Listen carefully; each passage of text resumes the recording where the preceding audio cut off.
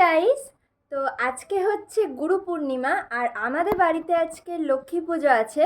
কারণ যে লক্ষ্মী পুজোটা হয় দুর্গা পুজোর পরে, ওই লক্ষ্মী পুজোটা আমাদের বাড়িতে মানে করা হয় না, বিকজ মা আমাদের তো বিজনেস আছে। মাকে দোকানে যেতে হয়, কারণ অনেক ভিড় টিড় হয়, তো সেই কারণে মা একটু হেল্প করে। তো সেই কারণেই আমাদের ওই পুজোটা দেওয়া হয় না। তো আজকের যে লক্ষ্মী পুজোটা আছে, মানে আজকে একটা ভালো পূর্ণিমা পড়েছে, তো সেই উপলক্ষে আমাদের পুজোটা হচ্ছে, লক্ষ্মী পুজোটা। তো সব জোগাড়যাত্রী কালকের সব গোছানো গাছানো বাসন মাজামুজি সব কমপ্লিট হয়ে গেছে। তো আজকের হচ্ছে, এখন আমি আলপনাটা দেব, মাই পুজোতে বসবে।